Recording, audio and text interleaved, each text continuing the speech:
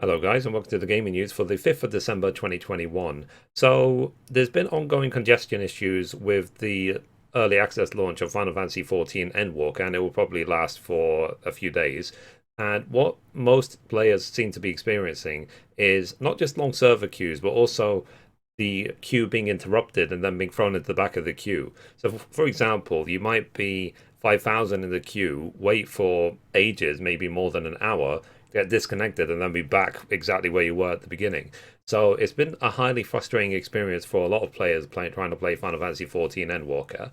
And Naoki Yoshida, who is the director of the game, also known as Yoshi P, has sent out a blog to basically explain why the situation is happening, and also will be offering all the purchasers of the game with an active subscription 7 days of free game time to compensate for what's going on. So hopefully they can fix it sooner than later. From my experience, no MMO has ever had a smooth launch, smooth expansion launch. I've never ever seen it because simply the amount of players is overwhelming. So, and it's only going to get worse with time. So the developers of MMOs need to anticipate that more and more and more and more.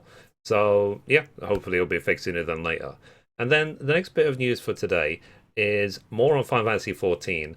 Square Enix and Sia have actually collaborated on a version of Fly Me to the Moon for Final Fantasy XIV. So Fly Me to the Moon is a song that came out in the 1950s, and it's been used a lot in different versions. It's been used by Frank Sinatra in the 60s to commemorate the moon landing.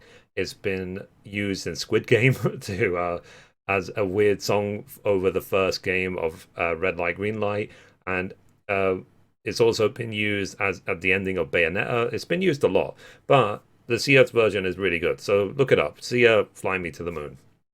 And then this week's shout out feature is going to go to videogamedunkey. So videogamedunkey is a content creator, mostly a YouTuber, but he's also a streamer over on Twitch. And he's got a massive channel on YouTube, and he puts a lot of effort into his videos as a comedy reviewer. That would be the shortest way to explain what he does. And he is not scared at all about voicing his opinion and opposition about certain elements of certain video games.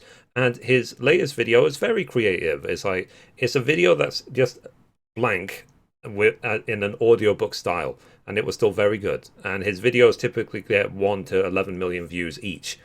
So he is a long-established YouTuber in the video game sector, and also as well, I love his videos. I've been watching him for years now.